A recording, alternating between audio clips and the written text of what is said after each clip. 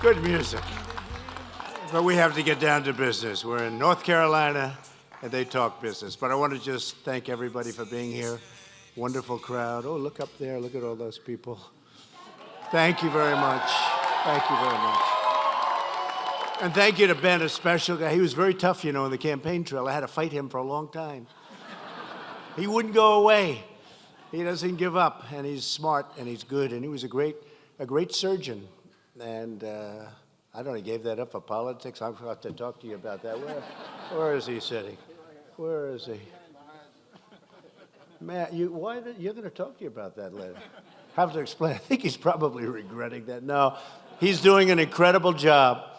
An incredible job. You really are, Ben. Housing, he's done a job like a few people have done it, but wonderful to be here with the incredible men and women who are restoring prosperity. That's what you're doing. Rebuilding hope and delivering opportunity to those who need it most. Together, we're making our country stronger than ever before. We are doing numbers that you wouldn't even believe. Nobody would have thought it was possible. This morning, the brand new jobs numbers came in. We smashed expectations and created 225,000 new jobs last month. 225,000. They were thinking maybe 100, maybe 105. I was watching all the geniuses this morning on television.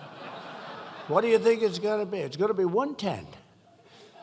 225. Pretty good, right? 225,000 for last month. That's only last month.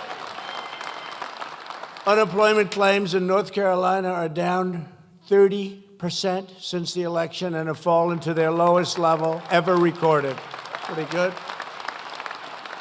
And we're here in Charlotte to expand and grow this unprecedented economic momentum that we have going all over the country. You're having the best year you've ever had in this state by far.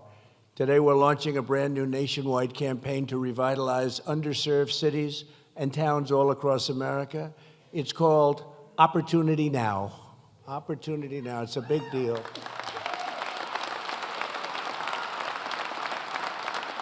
And, you know, we did with Tim Scott Opportunity Zones, and they're the hottest thing you've seen. It's the money is pouring in. Tim from South Carolina, and the money is, anybody from South Carolina here?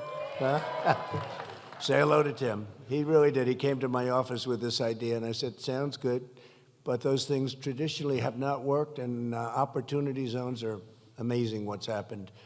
Tremendous amounts of money being put into areas that hadn't seen money for decades and decades. Anyway, so what we're doing is, because we aren't waiting for tomorrow and we aren't deferring people's dreams to another day, with relentless optimism, we're taking action right now, and I mean right now, to create a future of dignity and security for all. It's going to be an incredible situation, you'll see.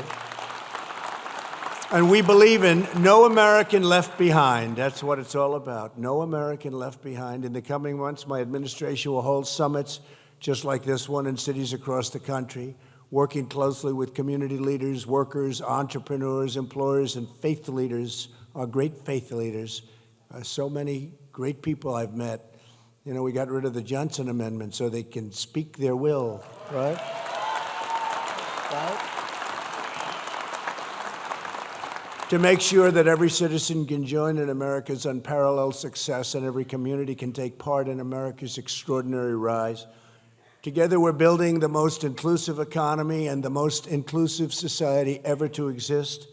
We're fighting for great jobs, great education, safe homes, and a limitless future for our people. We're lifting high citizens of every race, religion, color, and creed. We are all Americans, and we are all made equal by the hand of Almighty God. You know that very well.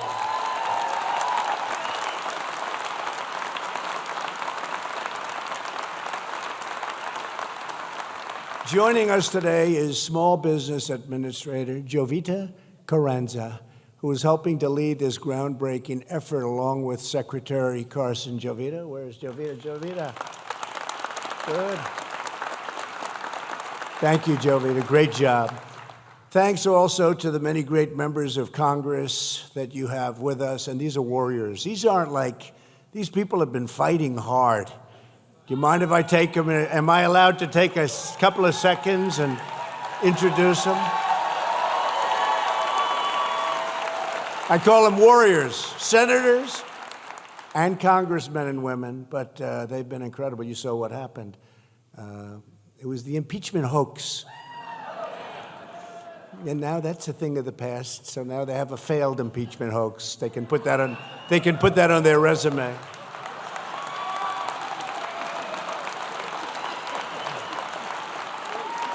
That doesn't go good on a resume, right?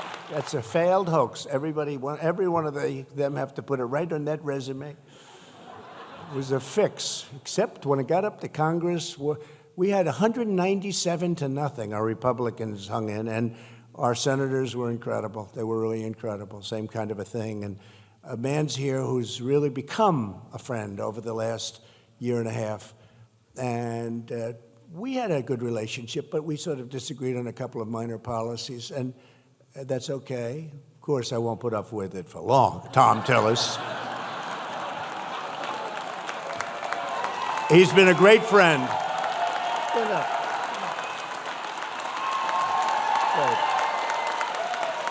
It's true. No, we just had some disagreements at the beginning, and now at the last year and a half, boy, it's been good, right? It's been good. And you have something on sanctuary cities that's going to be incredible. It got one of the big hands that, I know nobody listened to the speech the other night, but it got one of the big hands. It's going to be good. We got to push that, right? So, Tom, thank you, and thank you for your support. It was great, your vote and everything else. And we have some congressmen. I've gotten to know them well. It's like we were in the trenches together. Representative Ted Budd. Ted. Thanks, Ted. Good job. A man I campaigned with, and he was fantastic. He handled pressure very well. They said you couldn't win, and he won by a lot. We did a little bit of a rally for two guys that are very special. One of them is Dan Bishop. Dan. Thank you, Dan. He campaigned, and he didn't choke. There was no choke. He had a lot of pressure, but he ended up won by like 5 or 6 points. It was like boring that evening. You were winning by too much. I thought it was going to be a lot closer than that, right? Richard Hudson, another one. Great. Richard, great. Great job. Everybody knows Mark Walker. Thanks, Mark. Another one of those two that I talked about recently. You know, CNN, and they all had their vans. They were all ready because they thought we'd have 2 losses. And they'd go out and say, Trump had a terrible night. But they both won. And this guy was pretty even.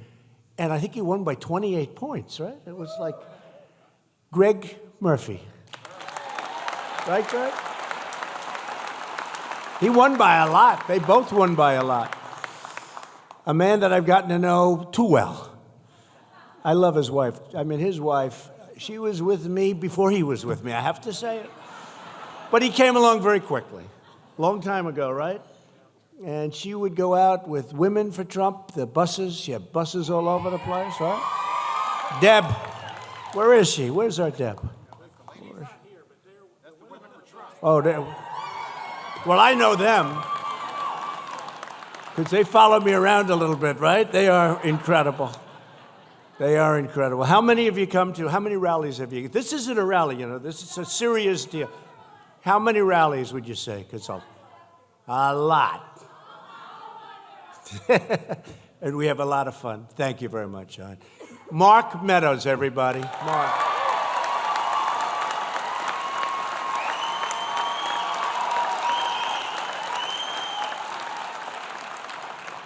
Great guy. A man who is, without question, the greatest name in politics.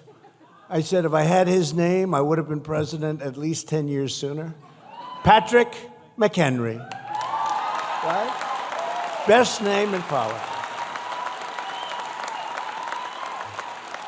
A woman who's much tougher than any of these people.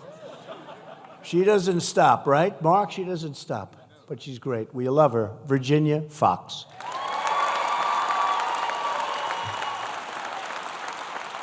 A very popular guy who wins elections by a lot. He's a tremendous asset to Congress and a tremendous friend, Ralph Norman. Ralph, thank you, Ralph. We call him Landslide Ralph because he wins by a lot.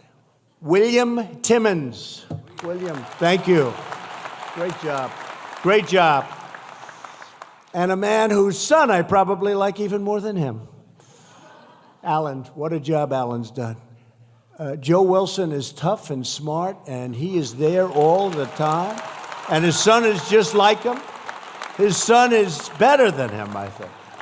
Right? And he doesn't mind. You know, I have a lot of fathers that they don't like it when I say that. I've had some, please don't say that my son is better.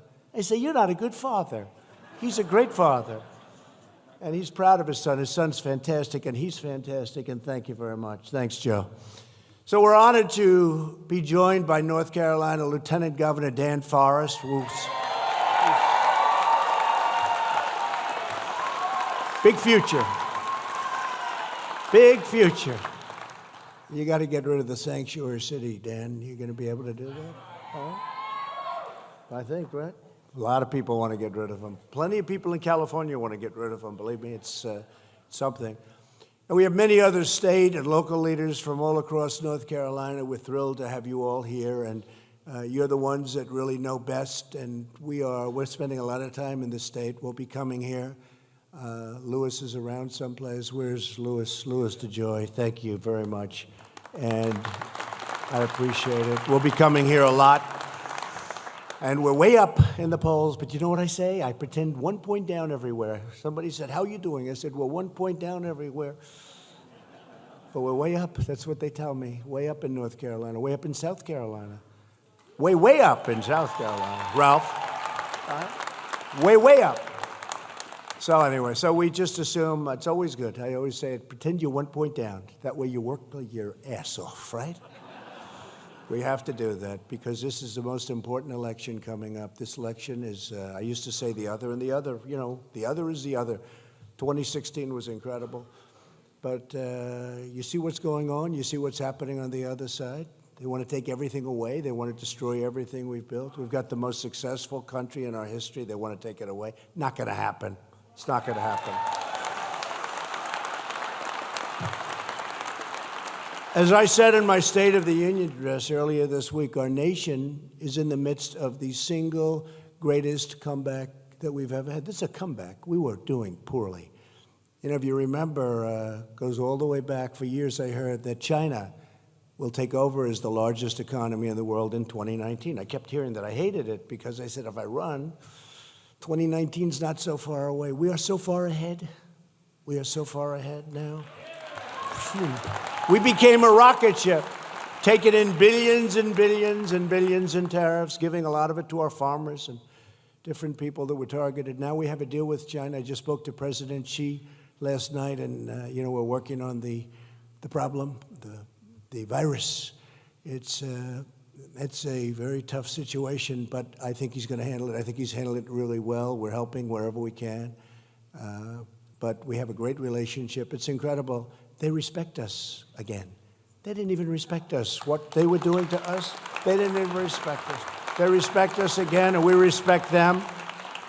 And I think we have the best relationship we've had with China, but it's really incredible. So we signed the deal. We signed the Mexico deal and Canada deal, USMCA. Signed a deal with Japan, $40 billion coming in. Signed a deal with South Korea, which had a terrible deal. That was a deal made by crooked Hillary Clinton. She said 250,000 jobs this will produce. It's going to produce 250,000 jobs. And she was right, for them. They got 250,000 jobs. She never said that. She said 250,000 jobs. Yeah, anyway, we changed it around. We said, sorry about that, but we're changing this deal around. For decades, Washington politicians put special interests ahead of American interests.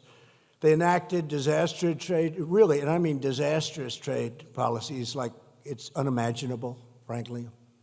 I looked at some of these deals. I said, who the hell would have done this? Who would have done this? A child wouldn't have agreed to this stuff. Unbelievable.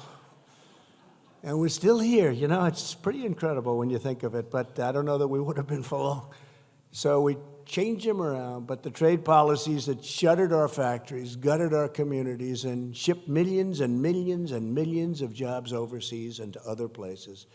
They spent trillions of dollars in the Middle East, but they allowed our own cities to crumble in total disrepair. You have a road, you have a bridge, you have a school.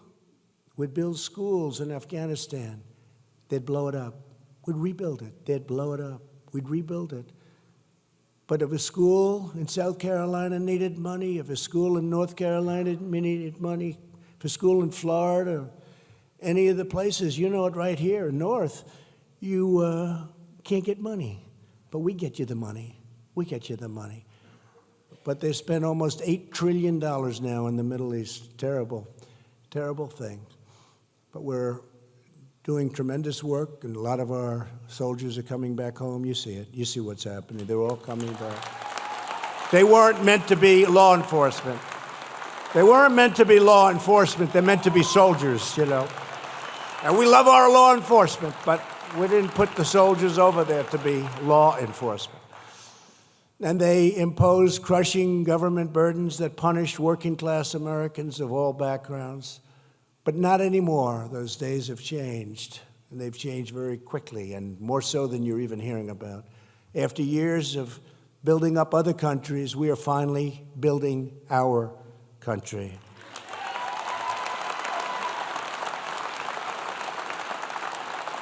From our inner cities to rural communities all over the land, the forgotten men and women of America are forgotten no longer, because we are finally putting America first. It took a long time, a long time. Our economy is now the envy of the entire world. You have to see when leaders come to my office, this beautiful Oval Office. I've had people walk into the office. It's beautiful. But they have more beautiful in many cases, I guess. But it's what it represents. They walk in, powerful people, big people, and you see them crying. I've seen heads of corporation walk in. Have you ever seen the Oval Office? No, I haven't. How many times have you been in the White House? 51 times, I've said, at the head of a big car company. 51 times. Huh, have you ever seen the Oval Office? No. They never took me in. I'll take you in. I like showing it, right? I'll take you in. And you see them start to cry. Tough people. They haven't cried since they were a baby. Some of them never cried at all, even when they were a baby. And they start to cry when they walk into the Oval Office. Pretty amazing.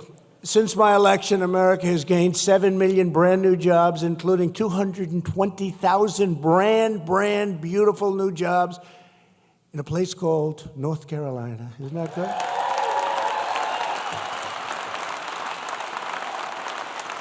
Great state. New business applications in North Carolina have surged by 30%. African-American workers have gained 1.3 million jobs. For the first time ever, think of this, for the first time ever, most new hires, that's new jobs, are minorities and women. Think of that, first time ever. The unemployment rate has just hit, and has been for a little while, but just hit the lowest in over 50 years. The average unemployment rate under my administration is lower than any previous administration in the history of our country. Think of that, the average rate. The average rate, and you've heard me say this many times, but I keep saying it because I think people are really getting it and understanding what's going on. This has been an incredible thing. African American unemployment, Hispanic American unemployment, Asian American unemployment have all reached the lowest levels in the history of our country. I say it because, you know, very importantly, African American youth unemployment has reached its lowest level ever recorded. African American poverty has plummeted to the lowest rate ever recorded, the best numbers we've ever had.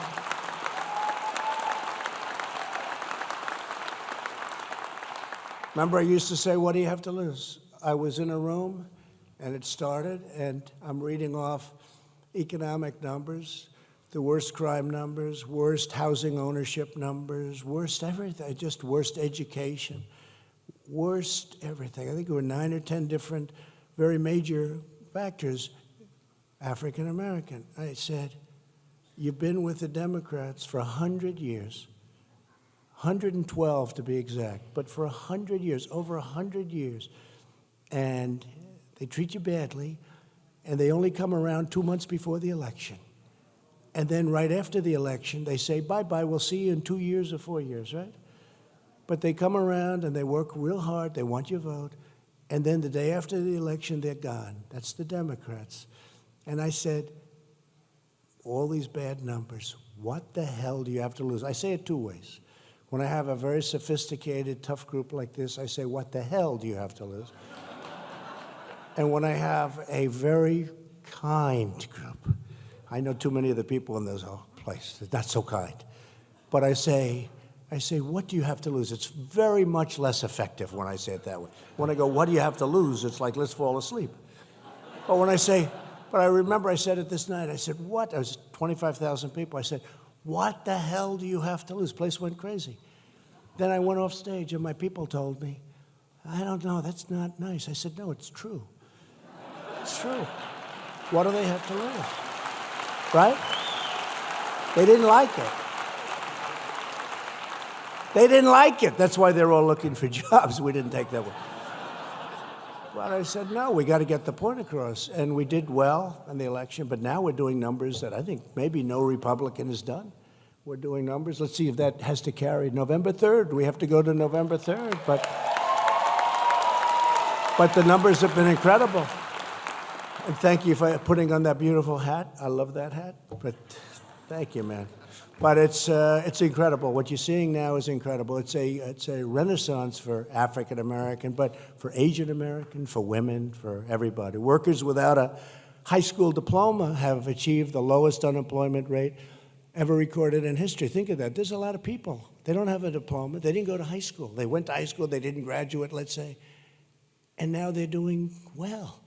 Low-income workers have seen a 16% increase since my election. That's in wages. That's a record. This is a blue-collar boom.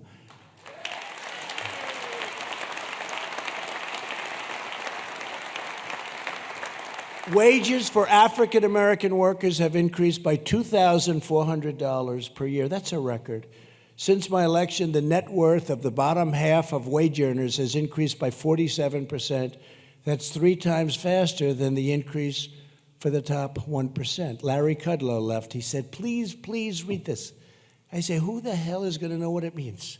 But you know what it means? It means that people that are really working hard, that aren't doing so well, haven't done well, are doing proportionately better than people that are doing very well. It's great. Median household income reached the highest level ever recorded. Think of that one. Median household income. And think of it, President Bush, for 8 years, it's $450. President Obama, for 8 years, it's $975. President Trump, and really when they did this stat, it was 2.5. Now we're at the 3. We're a little over 3. Can you believe how fast we're going? See? We'll keep the rallies going, don't worry. Even if we win, even when we win next time, we'll do rallies, okay? But no, think of it. So you have 450, you have 975, and now you have 2.5, but let's say 3 years instead of 8 years. So it's 8, 8, and 3. And with us, when you add the tax cuts and we add the regulation cuts, it's close to $10,000, and that's in a short period of time. That's what's fueling the boom. That's what's fueling the stock market. That's why other countries aren't doing well and we are. And incredibly, according to the Gallup poll, no friend of mine, they tend to be slightly left of center, like about 200 degrees. 90% of Americans say they're satisfied with their personal life, the highest percentage ever. I wonder what their definition of personal life is. I don't know. It's a strange poll. I've never heard of a poll like that. Are you happy with your personal life? Is everyone here happy with their personal life? I know Mark Meadows is. No, it's a strange poll. I'm trying to give me a definition of it. There's a lot of definitions you could get there. To lift up Underserved communities across the nation. Our tax cuts created nearly 9,000 opportunity zones. Again, Tim Scott, including more than 250 right here in North Carolina. So that's something. 250 in North Carolina. Long-term investment in these communities is now taxed at 0. These deserving communities have not known opportunity in a long time, but now the investments are flooding in, creating energy and creating excitement like they haven't seen for a long time. One of the Americans benefiting from this gusher of new investment is a man who became very famous the other night because I introduced him during the State of the Union. Army veteran Tony Rankins of Cincinnati, Ohio. Good place. I had a summer job in Cincinnati. I worked in Cincinnati one summer. I did a good job. I love Cincinnati, the Queen City. I love Cincinnati. After struggling with drug addiction, Tony lost his job, his house, his family, and he was homeless. He lost everything. But then Tony found a construction company that does work in opportunity zones, and the company saw Tony's great skill and talent, helped him lift himself out of homelessness, break free of addiction, and these are great people. And they trained him for the new job. He didn't need that much training either. Tony is now a top carpenter who renovates historic buildings in Cincinnati. He's drug-free, and he is reunited with his family. And Tony, I'd love to have you come up and say a few words, please. Tony Rankins.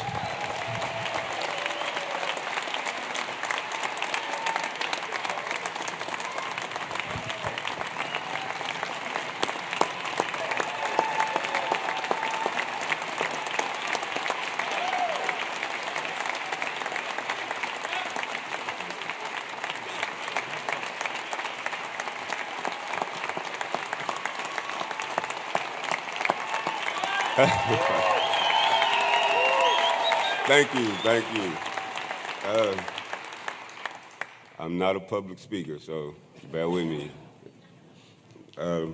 First of all, I would like to thank the President for signing this bill, because without it, I wouldn't be standing here before you right now. It means a lot to me, and I know it means a lot to the people that we're going to help. I was homeless, and due to that fact, I know how it feels, and I know that sometimes when you're down, you don't feel like getting up. But with this bill that has been passed, it's going to be an opportunity for a lot of people to not be homeless and to get back on their feet and go back with their families. And I would just like to thank the President of the United States for doing this.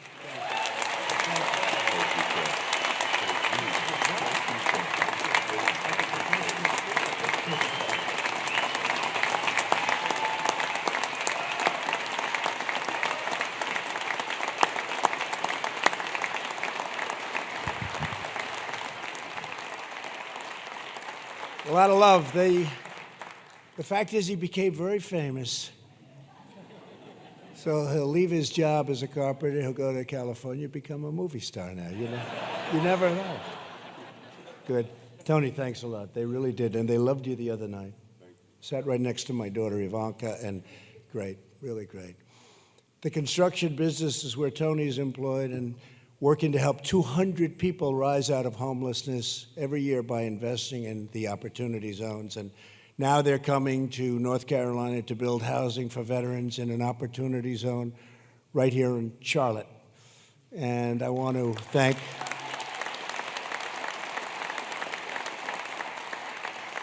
thank their founder and ask their founder, Travis Steffens, to please come up and say a few words. Please, Travis.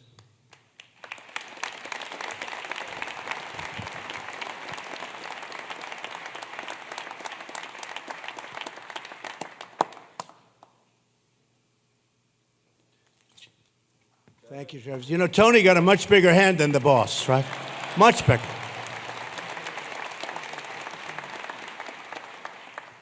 Thank you all for investing your time to be here today. It's awesome. Thank you for loving on Tony. Tony, thank you for being the man that you are. And Mr. President, thank you for passing this incredible bill. We're all here to celebrate opportunity zones, and being part of the private sector, I just really want to implore all of us to pull together for the opportunity that we have to reunite this country through this bill. We've been working in opportunity zones for 14 years, and over that time, that's when we fell in love with being able to help the people in these areas. And all of us having the opportunity to take advantage of these long-term investments, which is what's going to really make the difference, is really where it's at. And so this bill was really well thought through with this 10-year enactment, and being able to have that amount of focus on these areas is really what's going to be impactful. And understanding that putting the people first, the money will come later. I guarantee it. We're proof of that. So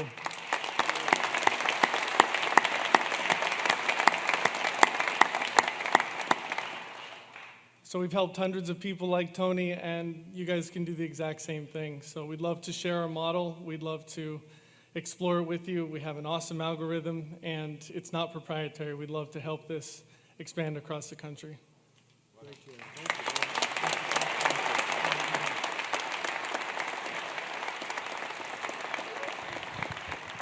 How did he do, Tony? Okay. Did okay? He did good, right? You did better. He did better. Thank you very much. And thank you, Travis. And it's 200 people, I think, Travis, so that's tremendous. 200, you'll be up to a lot more than that. To further support opportunity zones, I established the White House Opportunity and the Revitalization Council, chaired by Secretary Carson. Ben's worked very hard on it, really hard. Its mission is to marshal 17 federal agencies and coordinate dozens of existing federal programs to provide maximum support to opportunity zones.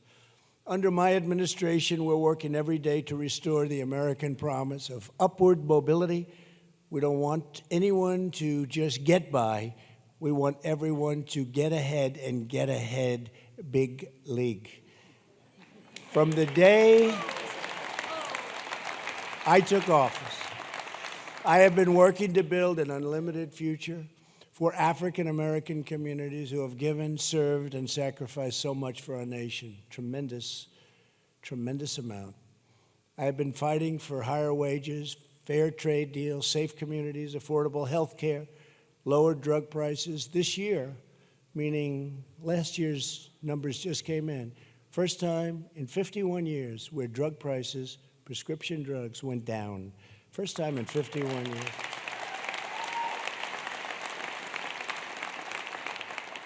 And frankly, if the Democrats would ever negotiate, instead of wasting all their time, we could drive those prices down so low. It would be so beautiful. I mean, what's not to like?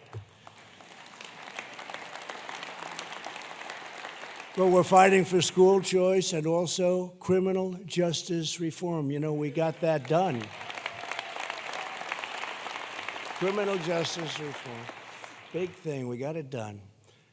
I will not rest, I will not stop, I will not give up until we have delivered equal and abundant opportunity for every community in our land. We are not interested, it's true.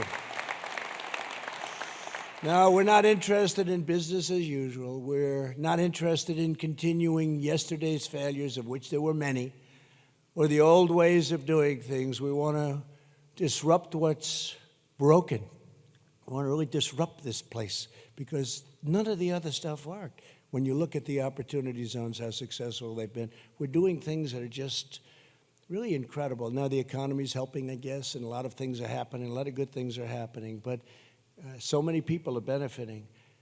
We want to challenge what's failed and focus on delivering real results, improving real lives, and making the world a better place for every American child, no matter their place of birth or zip code or residence, no matter where they live, no matter where they come from. Our commitment to Opportunity Now includes those who have been released from prison. This is the first time where prisoners are coming out and getting jobs and not having to go back. The percentage is unbelievably different. To give former prisoners the chance for a fresh start, last year I was proud to sign the landmark criminal justice reform into law. It took a lot of work. It was a very tough one. They've been trying to get it for a long time, and other administrations couldn't get it. We got it done. We get things done.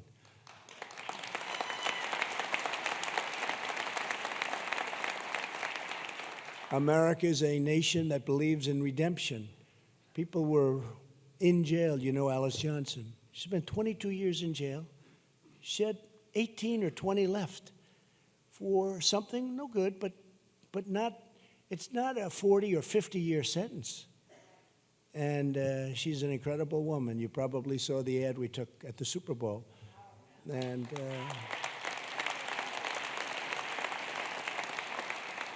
I had another ad. We had two of them, and the first one was going to go in that spot. That was the best spot. That was right after the first time out.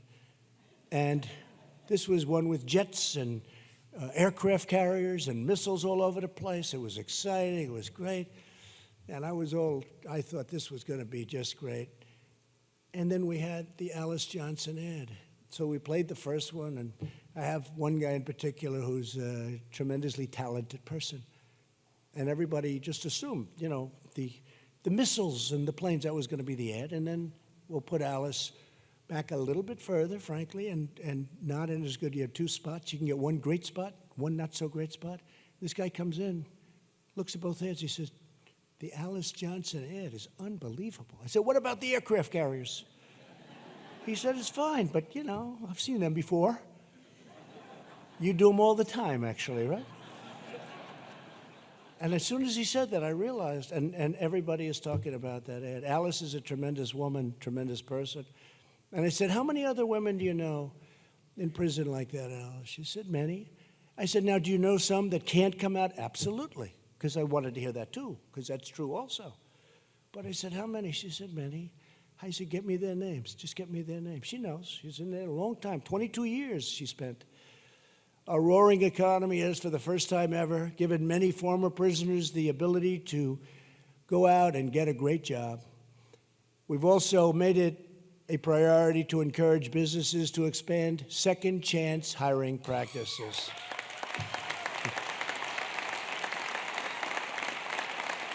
Good. When my administration says hire American, we mean all Americans, every American. To help former inmates find housing, jobs, and support, my administration has established the Council on Crime Prevention and Reentry. Very big deal. Today, I'm proud to announce that I'm appointing Tony Loudon, pastor of Maranatha Baptist Church. Where's Tony? In Georgia. Tony, where is Tony? Come on, Tony. And Tony's going to be our executive director. Tony, tell us a little about your work, please. Fantastic. Thank you, Tony. Thank you, Mr. President. To God be the glory.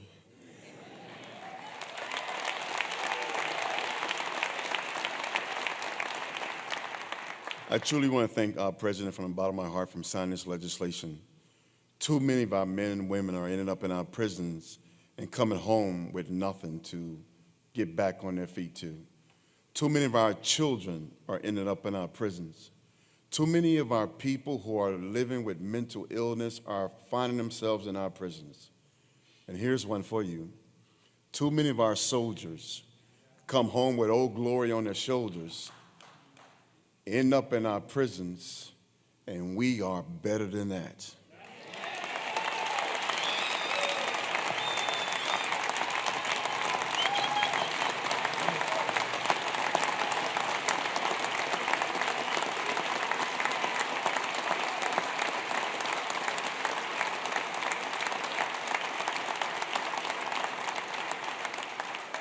And so with this legislation that the president signed, now is the time to take this opportunity, rebuild our communities. And if you learn how to cut hair and cut grass and be an entrepreneur in prison, we're going to give you a second chance, and we're going to make sure you come home with your driver's license, your ID, and your birth certificate so you can get back on your feet and be reunited with your family. Now is the time. So with that, I encourage our faith-based organizations, our clergy, our businesses, our Chamber of Commerce, and all our legislators. Now is the time to get together and get behind this president. Thank you.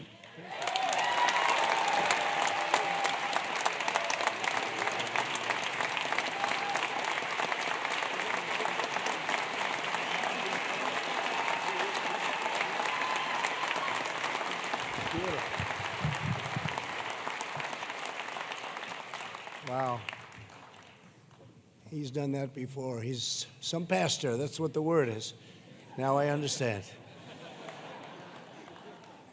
We're grateful to you, Pastor. Thank you very much. All of our country's African-American churches have done such an incredible job. Everything they do, they really raise the spirit of our people and lift up the conscience of our nation. We really appreciate you being here. That was beautiful. Thank you very much. My administration will always defend the cherished legacy and vital contributions of our African American churches. They are so vital, so important. To make the most of America's boundless opportunities, every American child deserves a great education. Yet for too long, countless American children have been trapped in poorly performing schools. That's why it's one of those things I talked about in the State of the Union address. I highlighted the story of Janiah Davis, a fourth grader from Philadelphia who was on the wait list for a school choice education freedom scholarship in Pennsylvania, along with 50,000 other Pennsylvania students. We got Janiah her second, really you call it a sort of a second chance, but we got her the school choice scholarship that she so desperately wanted with her mother. Mother's terrific. And now I want to ask Congress to pass legislation that would extend the same opportunity to 1 million American children, including 40,000 students right here in this incredible state, this incredible place.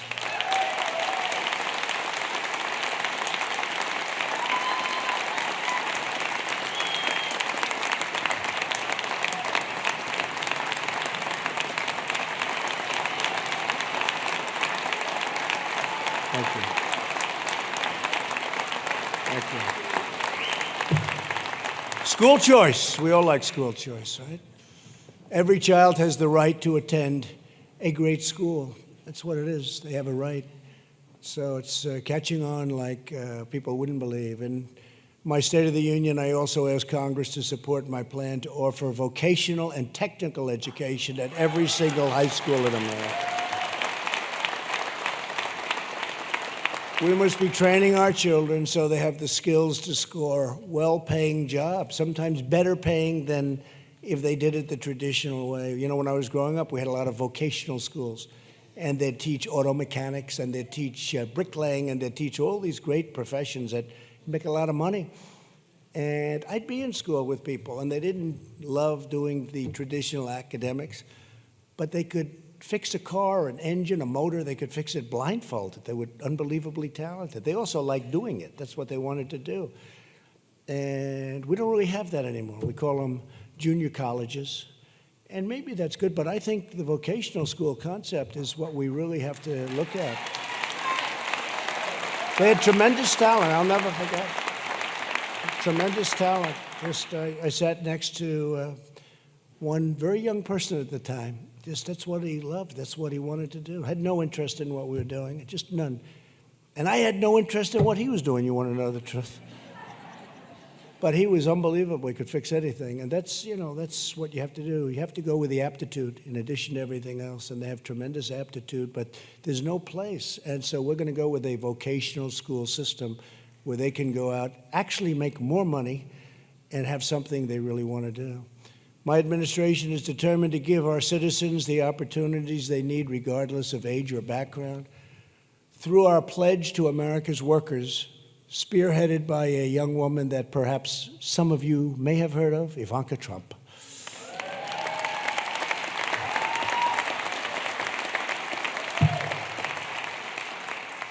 Over 415 companies have committed. These are the big companies for the most part. Have committed to providing new jobs and training opportunities to nearly 15 million Americans. You know, when she started, she said, "Daddy, I want to help people get jobs." This was at the beginning of the administration. She said, "I'm working on 500,000 jobs." So she'd call Walmart, she'd call all these great companies. So she had a goal of 500,000, 500,000 jobs. Sounds like a lot. I said, "That's a lot." She just broke 15 million jobs. Amazing. 15 million.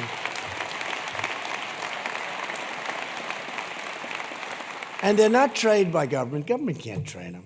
Look at what happened. I mean, Look at, I love the state of Iowa. We just did very well in Iowa, by the way. We set a record. But nobody talks about that. What they do talk about, the fact is the Democrats don't know what the hell they're doing. It's true. Mark just got back. I'm watching. Now, you'll have to see these campaigns. They'll spend $20, $25 million, let's say, on average, but it's really more than that. And they go out, they work, and they work. They've been campaigning there for weeks. They even had to leave the impeachment hearing. I said, keep them here. You'll get a real fast settlement, but they couldn't do it. But they go out, and they work, and they spend just millions, hundreds of millions of dollars. And the only thing they didn't check to see whether or not the app worked. It didn't. It fried all votes. They're all fried. So now you have all these people fighting. I was first. No, I was first. They're taking samples. They're doing the vote by a sample. We got 2% of the vote. Let's see who won. And it turned out to be Pete Buttigieg, whoever the hell that is. Mayor Pete. Mayor Pete. Explain that one to me. Someday you're going to explain that one to me, right? Right? You people. No, do you ever see anything so crazy? They can't count simple votes, but they want to fix your health care system. Oh, think of it. Remember the Obamacare, right? Remember? It was going to cost $5 million. It cost $5 billion, right? $5 billion. It still didn't work. Still didn't work. But they have something going on in Iowa that's sad, actually, if you want to know. It's embarrassing. Although I'm not overly embarrassed by it. I see these shows this morning, they're saying, oh, this is a disaster. Trump is going to kill us on this one. They're right. They're right. All that time. All that time.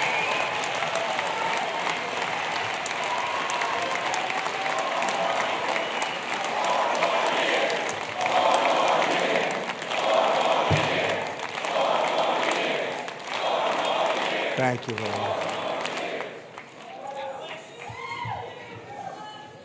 Now, if you want to drive them crazy, go 12 more years, 16 more years. 16 more years. No, they'll drive them crazy. Look at all the fake news back there. To expand equal opportunity, I'm also proud to report that my administration has achieved record and permanent funding. This is so important. Every year, historically black colleges and universities, for 3 years now, they'd come and see me. We need money. And after 2 years, I said, how come they come back all the time? That's not nice. That's not respectful of them. No, really, I really mean it. You understand, right? It's not respectful. They come back every year. They give them 1 year. The Democrats, they give them 1 year, and then you're supposed to come back hat in hand. And what I did, I won't get any credit for it. They'll take the credit, but it's one of those things. That happens all the time. Criminal justice reform. Thank you.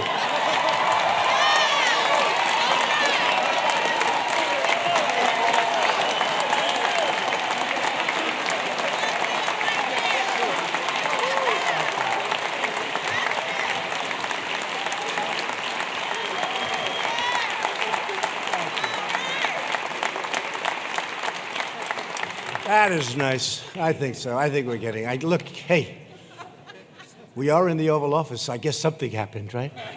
But it is true with criminal justice reform, they couldn't get it. Nobody could get it. And a group of people, including Van Jones and others, came to the Oval Office. They came with Jared Kushner, smart kid, smart guy. And they came to the Oval Office, and they said, we can't get it. We need help. I said, who do you need help with? Some very tough senators, like Tom. No, they need help with some very tough people that are senators. They needed to get over the line. They needed numerous senators, Republican senators, that weren't so inclined. We had some that absolutely, right from the beginning, Ted Cruz, right from the beginning, Mike Lee, very conservative right from the beginning. But they needed help. There was no way they could, it was dead. So they came to see me, group of people, headed by Van Jones, and they asked me for help. And I called like 6 people, and I got them, I explained it quickly, and I got them to support it. And it got passed. And you had another side.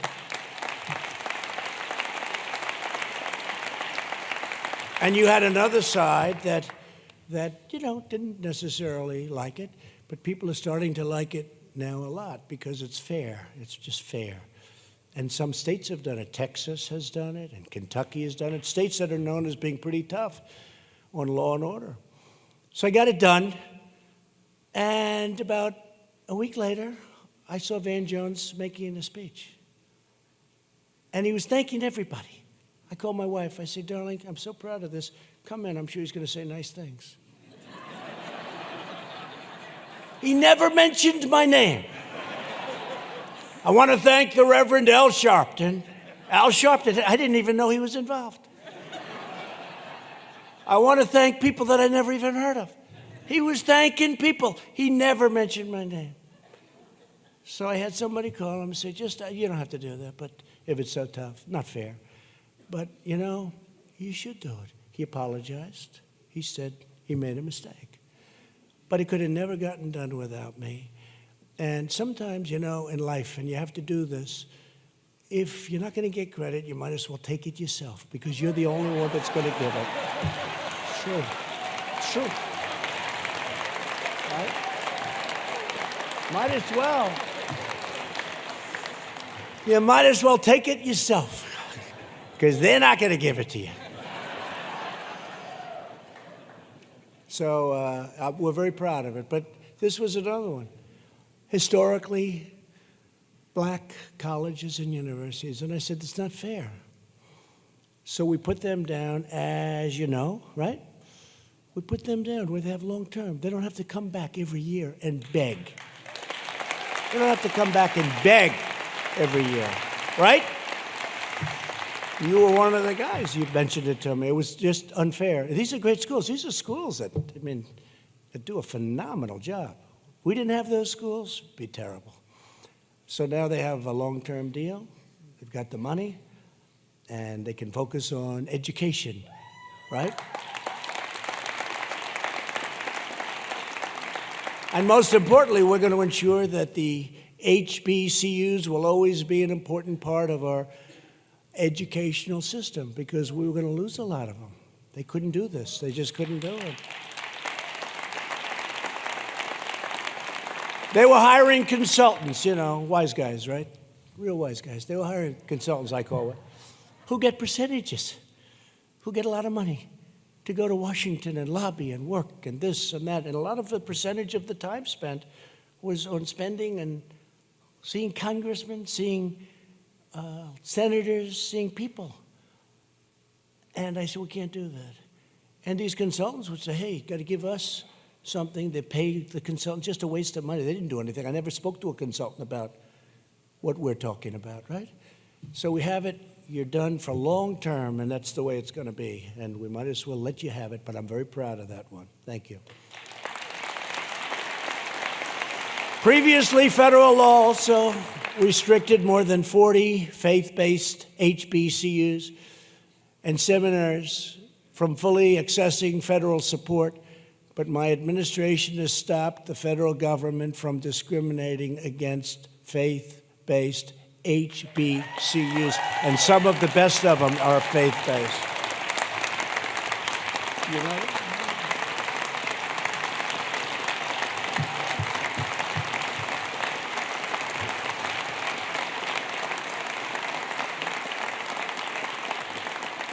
Some of the best are faith-based. That's a whole thing going on. It's no good. Can't do that. As part of our relentless campaign to make life better for working families, I've asked Congress to pass legislation extending family leave to new parents nationwide so that every parent can spend critical time with their newborn or newly adopted child. And we've also overseen historic funding increases for high-quality child care, enabling states to help more children, many of which have reduced or eliminated their wait lists altogether. We had tremendous wait lists, and those lists are way down. At the heart of our economic agenda is the conviction that for America to truly prosper, all of our communities must share in the gains. We're making big gains, and they have to share. Together, we're bringing opportunity back to the places that need it most. We're honoring the allegiance to the hardworking men and women whose faith, love, sweat, and sacrifice make our country run. We are restoring the bonds of loyalty that unite us as Americans.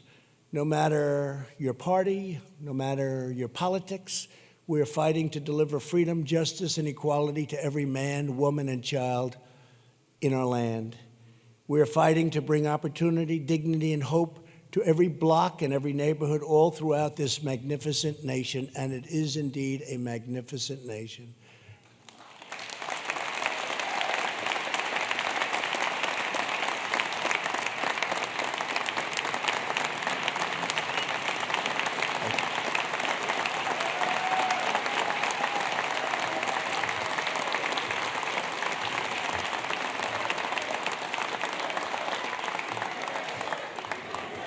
Thank you very much. Thank you. With the help of everyone here today, we are restoring the American dream for the American family.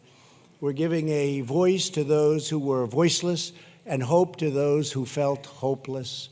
No part of this country will ever again be ignored, neglected, overlooked, or abandoned. We are all united by a shared home, a shared destiny, and a shared devotion to our fellow citizens. We love our country. We are one American family. Thank you, darling. I love you, too. She blew my best line, but would you stand up, please? Where are you? I think you're great.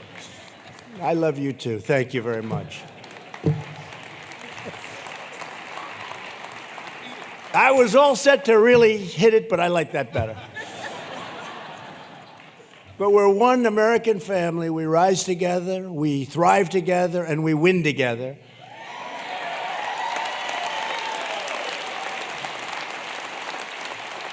And thank you very much to all of those for your work, your drive, your commitment, your patriotism, your love for this nation. Our future has never been brighter, and my fellow Americans, the best is yet to come. God bless you. Thank you, North Carolina. Thank you very much. God bless you all.